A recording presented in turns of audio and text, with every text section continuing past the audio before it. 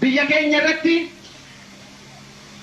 mirga keenya mirgi keenya mulqamee sadarkaa lammaffaatti jiraachuu namni biraa akkaataa nuti jiraannu nu murteessu kana didaa turre arras ni mormanna borus mormachuuf qophii.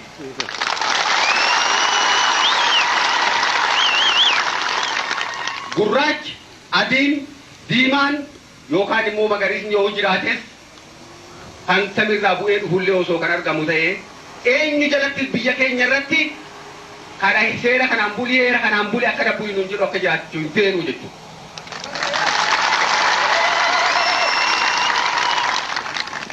Abbaan wajjin biyya keenya irra jiraachuu barbaade mirga uummata keenyaa kan inni biyya isii irratti qabu abbaa biyyummaa isaa kabajuudhaan nu wajjin jiraachuu ni danda'a jechuudha.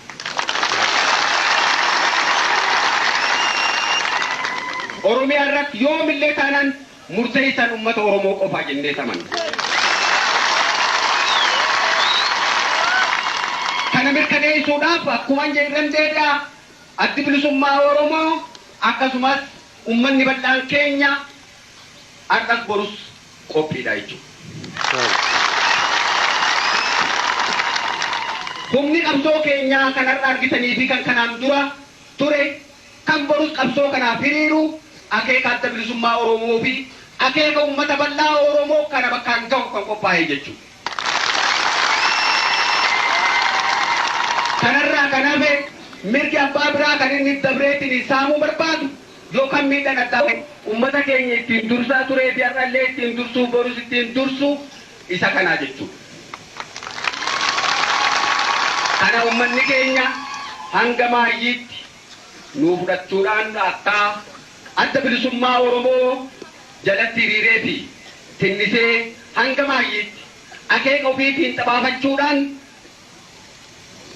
akkuma ummatoonni biraa biyya irratti kabajamanii jiraatanitti kan kabajaa ifi harka ifiitti galfatee jiraatu ta'uu qabsoo bifa barbaachisa hundaa'uu haala nagaa keessatti akka nagahummaa danda'ametti haala biraa keessatti immoo akka barbaachisatti akka itti uummanni keenya qophaa'u jenna.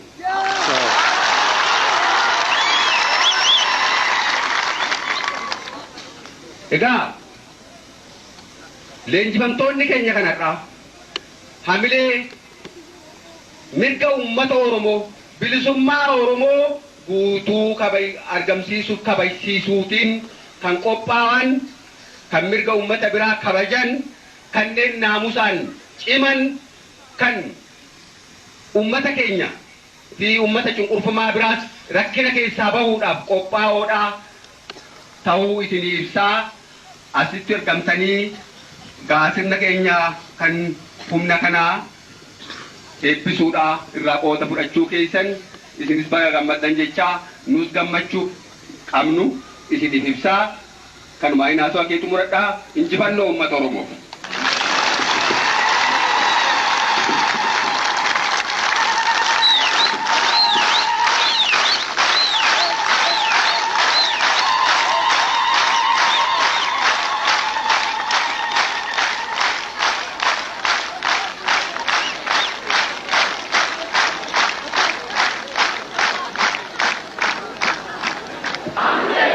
Injifannoon kan uummata Oromoo haa ta'u.